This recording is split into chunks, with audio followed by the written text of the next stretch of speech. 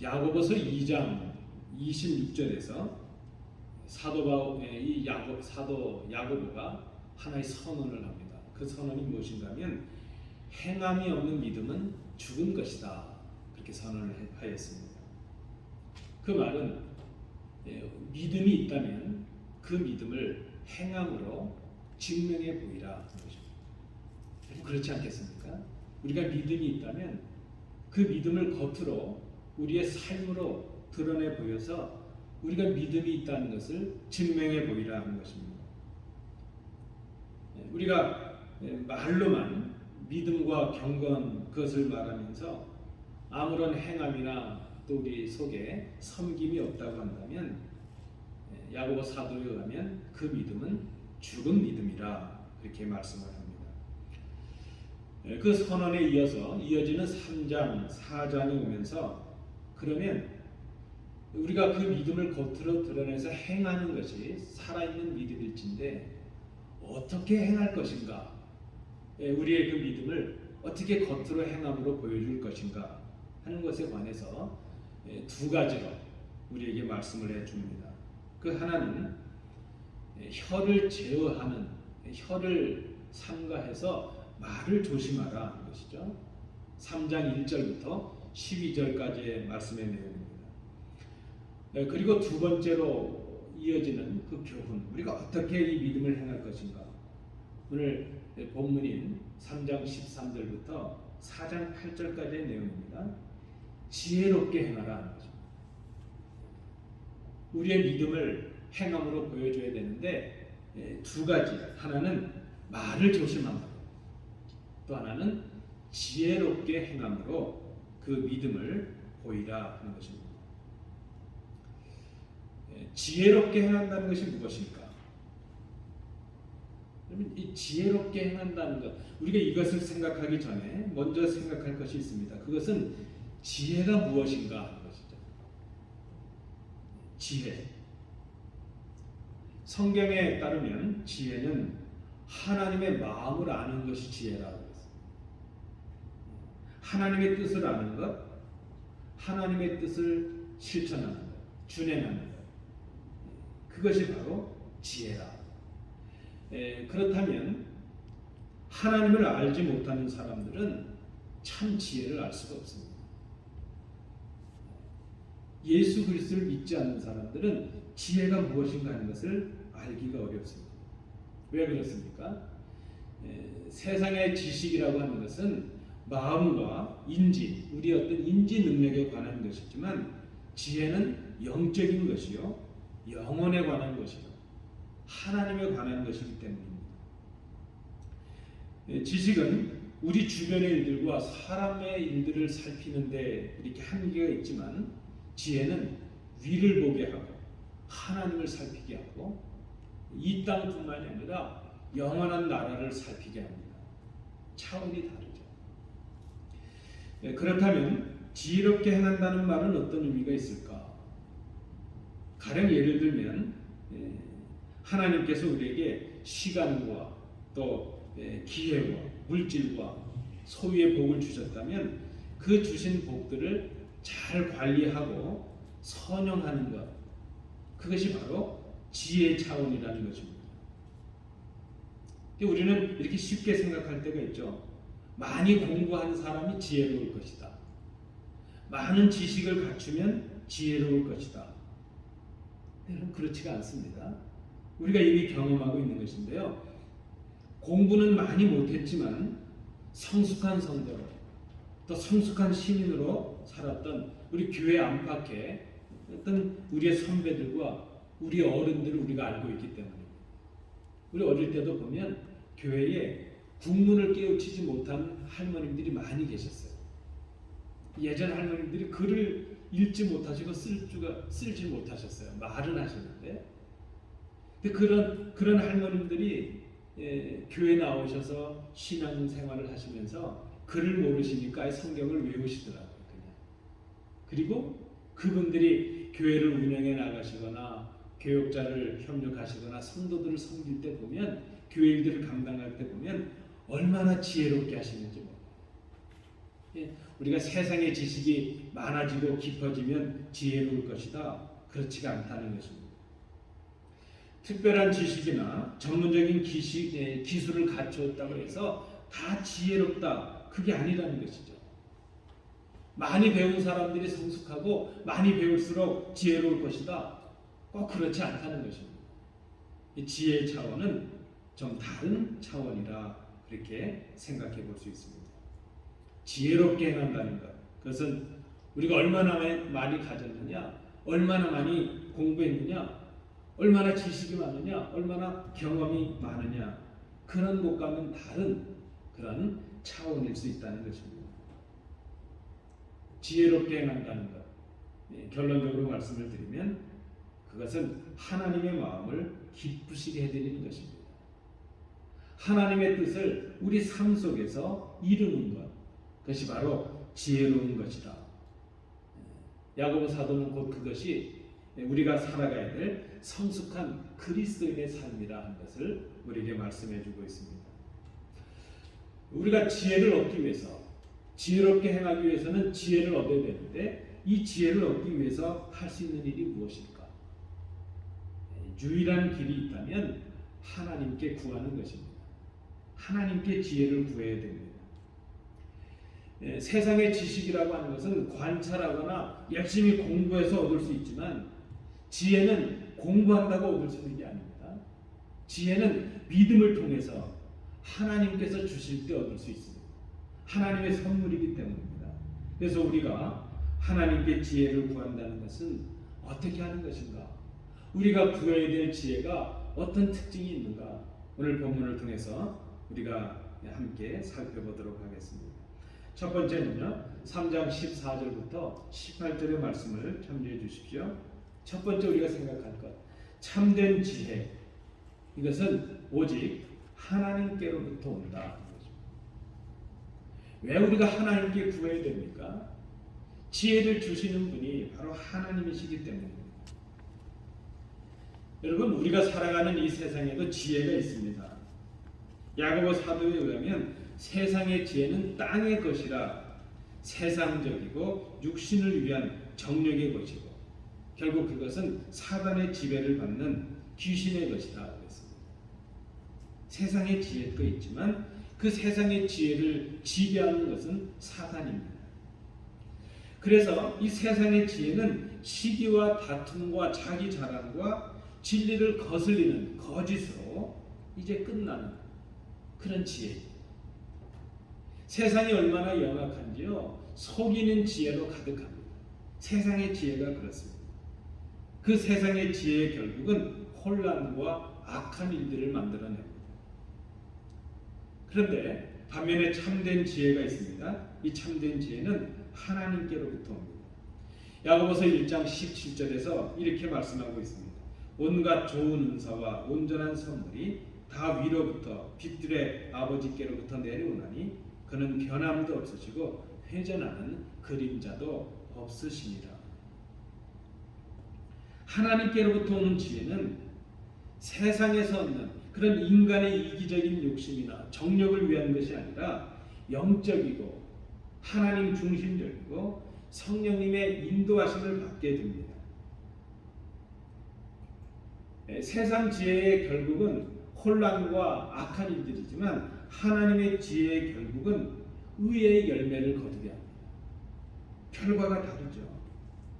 오늘 본문은 그 의의 결과를, 그 열매들을 그렇게 나열합니다. 성결함과 화평함과 관용함과 양순함과 긍휼과 선한 열매가 가득하고 편견과 거짓이 없다. 참과 거짓의 구분은 열매에 있습니다. 여러분, 밭에 진짜 곡식과 가라지가 같이 자라요. 그래 처음에는 구분이 안 가요. 그래서 일꾼들이 그 가라지를 뽑아버리고 하니까 주인이 그렇게 말합니다. 그냥 두라는 겁니다. 뽑다 보면 구분을 잘 못해서 알곡을 뽑게 될 수 있으니까 놔두라는 겁니다. 언제까지요? 추수 때까지. 그때가 되면 열매로 한가름이 되기 때문입니다. 우리가 참된 지혜를 소유했는가 아닌가, 우리가 참 성숙한 성도인가 아닌가 어떻게 볼 수 있을까요? 우리의 말을 통해서요? 아니에요. 우리의 삶의 열매가 어떠한가, 우리 삶의 결실들이 어떠한가. 우리가 참된 지혜를 소유하게 되면 하나님 나라의 의를 이루게 됩니다. 하나님 기뻐하시는 열매를 거두게 되고 많은 사람들을 유익하게 하는 그런 열매를 맺게 됩니다. 참된 지혜가 바로 이 지혜가 하나님께부터 온다. 그 의미가 무엇이겠습니까? 지혜의 주인이 바로 하나님이시라는 것을 의미합니다. 욥기서 12장 13절에 지혜와 권능이 하나님께 있고 계략과 명철도 그에게 속하였나니. 우리가 하나님께 지혜를 구하는 첫 번째 이유가 거기에 있습니다. 지혜의 주인이 바로 하나님이시기 때문입니다. 이 참된 지혜는 세상에서 구할 수가 없습니다. 그래서 우리가 하나님을 믿고 하나님께 구합니다. 또 하나, 참된 지혜가 하나님께로부터 온다는 의미가 무엇인가? 그것은 우리 스스로는 그 지혜를 얻을 수가 없다는 것입니다. 우리가 연약하고 힘이 없기 때문입니다. 우리는 그렇게 생각하죠. 많이 공부하면 지혜로울 것이다. 그렇지가 않습니다. 많이 공부한 사람들이 얼마나 악한 일을 하는지 모릅니다. 많이 공부한 사람들이 교묘한 말로 이제 얼마나 선한 사람들을 농락하고 괴롭히는지 모릅니다. 우리가 세상에서 우리의 지식을 넓히고 소유를 늘리는 그런 방법으로는 하나님께서 주시는 지혜를 얻을 수가 없습니다. 참된 지혜는 하나님께서 주시는 은혜요 선물이기 때문입니다. 잠언 2장 6절은 이렇게 말씀을 합니다. 대저 여호와는 지혜를 주시며 지식과 명철을 그 입에서 내시니라. 전도서 2장 26절 말씀에도 하나님은 그가 기뻐하는 자에게는 지혜와 지식과 희락을 주시나 죄인에게는 노고를 주시고 그가 모아 쌓게 하사 하나님을 기뻐하는 자에게 그가 주게 하시지만 이것도 헛되어 바람을 잡는 것이로다. 지혜의 주인이 하나님이십니다. 그래서 지혜가 하나님께로부터 온다. 참된 지혜가 하나님께로부터 온다는 또 하나의 의미가 무엇입니까? 이는 우리가 하나님께만 구할 때 지혜를 얻을 수 있다는 것이죠. 우리가 많은 기도를 하지만 우리가 해야 될 기도의 첫 번째는 지혜를 주시기 위해서 기도해야 됩니다. 그 지혜가 있어야 바르게 섬길 수 있고 바르게 예수를 믿을 수 있고 바르게 전도할 수 있고 바르게 예배할 수 있고 바르게 봉사할 수 있기 때문입니다. 그러면 우리가 사랑에도 지혜가 필요합니다. 어떻게 사랑할까요? 지혜롭게 사랑해야 되는데 그 지혜를 위해서는 우리가 하나님께 구해야 됩니다. 우리가 지혜를 말하면서 우리가 생각해야 될 첫 번째, 지혜는 하나님께로부터 온다. 이것을 기억해야 될 것입니다. 두 번째입니다. 4장 1절부터 6절의 말씀. 우리가 오늘 본문을 통해서 지혜에 관해서 배우는 또 하나의 교훈은 참된 지혜는 구해야 되는데 이 참된 지혜는 바른 목적으로 구해야 된다. 바른 목적을 가지고 구할 수 있어야 된다. 참된 지혜를 얻기 위해서는 우리가 지혜의 주인 되시는 하나님께 구해야 된다 그랬습니다. 그러면 구하는 사람이 갖춰야 될 것이 무엇입니까? 바른 목적을 갖는 것이죠. 바른 목적을 위해서 구하라 하는 것입니다. 자신의 욕심과 육체적인 쾌락을 위해서 하나님의 지혜를 구하는 것, 그것은 목적이 잘못된 것이죠. 우리가 하나님의 은혜를 구하고 하나님의 지혜를 구하는 이유가 어디 있습니까? 그 목적이 무엇입니까? 하나님의 뜻을 이루고 하나님을 기쁘시게 하고 많은 다른 이웃들, 성도들을 유익하게 하려는 데 있습니다. 그래서 우리에게 지혜가 필요합니다. 믿음의 일이라고 하는 것, 신앙의 일이라고 하는 것은 이기적인 욕심을 채우는 데 있는 것이 아닙니다. 세상의 쾌락을 얻기 위함이 아닙니다. 소위 세상에서 우리가 기대하고 얻으려고 하는 그런 성공과 부유함과 건강의 복을 위해서 예수 믿는 것 아닙니다.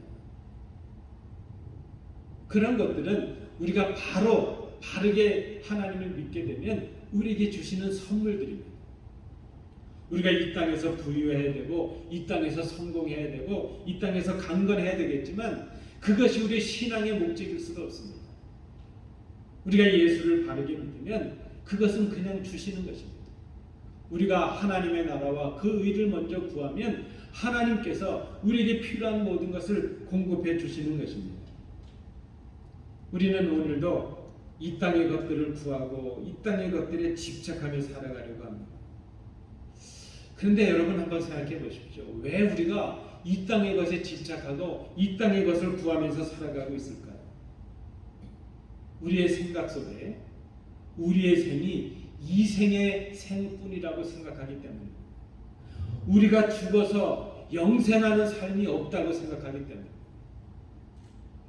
어떤 목사님이 교회 가서 말씀을 인도하시다가 너무 은혜로운 말씀을 하나님의 나라를 전하니까 성도들이 그냥 너무 은혜가 좋았던 거예요. 아멘 말씀을 응답을 합니다.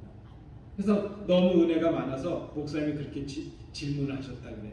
그러면 여러분 우리가 지금 죽어서 하나님 나라가 더 좋다는 분 손들어 보세요. 그랬더니 그래도 손을 안 들더래요. 하나님의 나라가 좋지만 지금은 아니다. 그런 마음도 있을 거고 우리가 이 땅에서 살다가 죽으면 그만이지 하나님 나라가 어딨어 그렇게 생각하는 분들도 있는 것이죠. 여러분 우리가 육신의 생명이 다하는 지금까지만 이 육신의 삶으로만 우리의 생이 끝나는 것이 아니라 장차 그리스도와 함께 하나님 나라에서 왕노릇하는 영원한 삶이 우리에게 있다는 것을 우리가 기억해야 될 것입니다. 지혜롭지 못한 생각이죠. 우리가 이 땅의 생으로 끝나고 영생이 없다고 생각하게 되면 이 땅의 것에 집착하고 이 땅에서 것만 구하는 지혜롭지 못한 삶을 살아갈 수밖에 없습니다.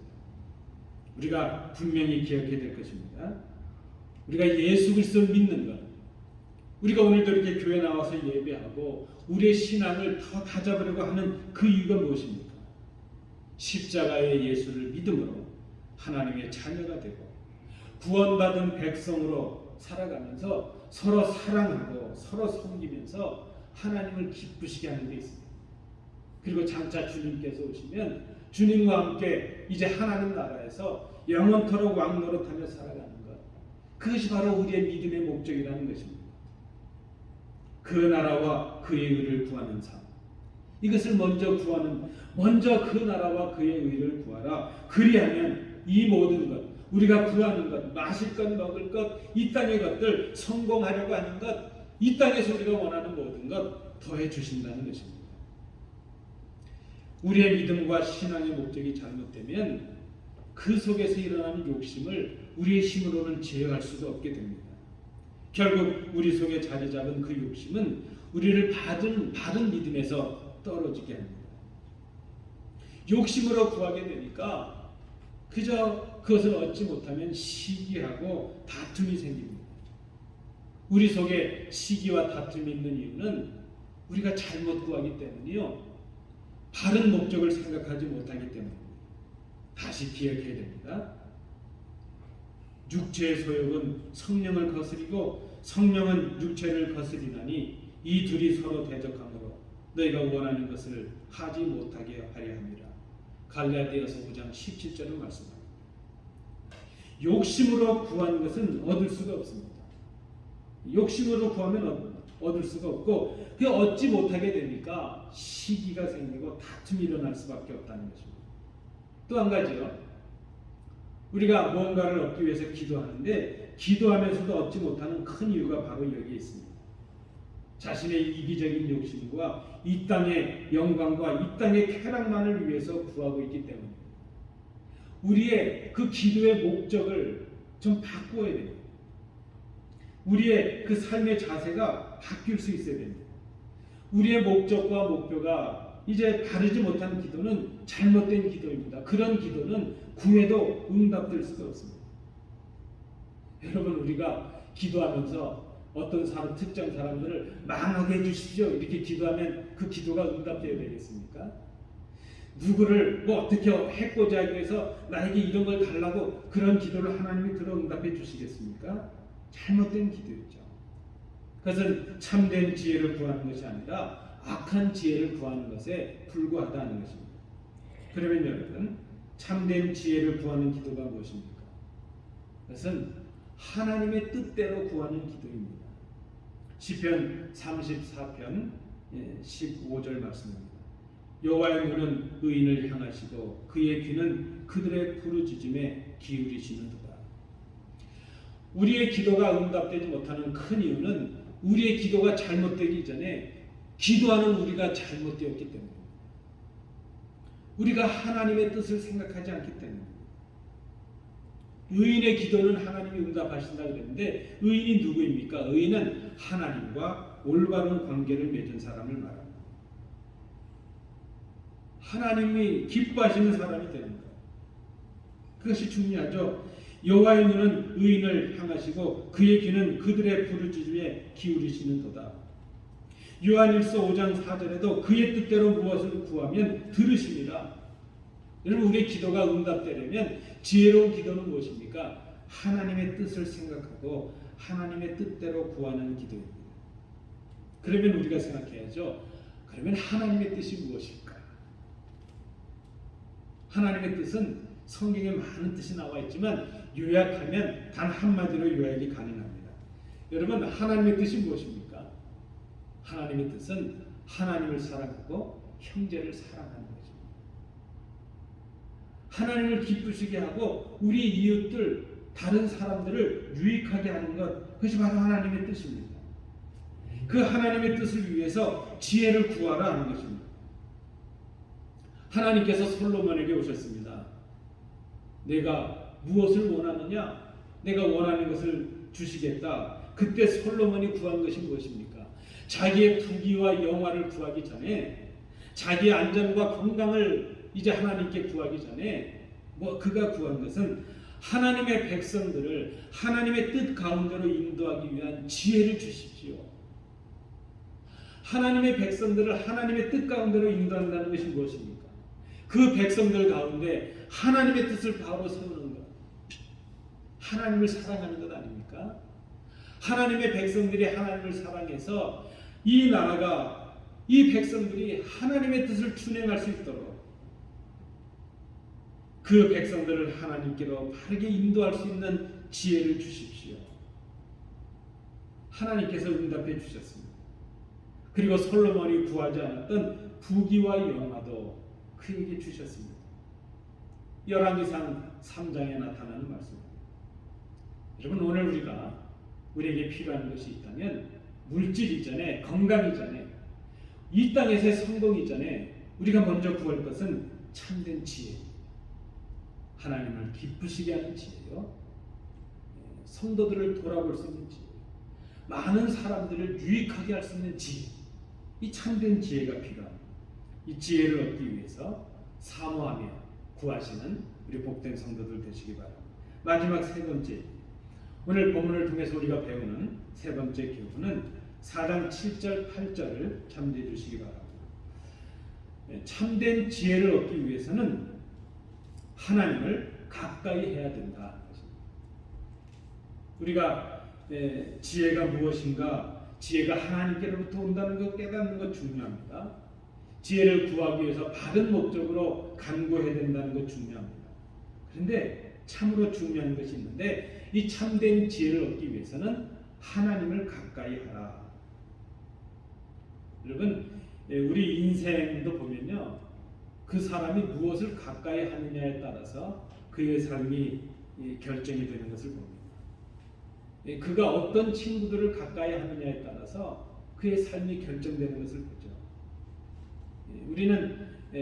우리도 모르게 가까이 하는 것들에 영향을 받기 때문입니다. 시편 73편 28절은 이렇게 고백을 합니다. 하나님께 가까이 함이 내게 복이라. 여러분, 복 중의 복은 하나님께 가까이 하는 것입니다. 요즘 우리가 이렇게 예배하는 게 어려워졌잖아요. 그런데 예배할 수 있는 게 하나님께 복입니다. 저랑 함께 공부를 함께 스터디 그룹을 하고 있는 목사님 그룹이 있습니다. 우리가 일주일에 한 번씩 한 2시간 반 정도, 한 2시간 넘게 함께 모여서 기도하고 성경 공부를 합니다. 어떻게 하든지 우리 성도님들에게 바른 말씀, 은혜의 말씀을 전하기 위해서 목사님들도 함께 공부하고 했습니다. 그 목사님의 한 분이 이렇게 중국에 선교 나갔던 분의 간증을 합니다. 지금 선교사님 한 분이 중국에 가서 몰래 말씀을 증거하고 또 그 교회를 지원하다가 발각이 된 거예요. 그래서 이 중국은 삼자교회라고 해서 외부 자본이나 외부 사람이 전도하면 안 되거든요.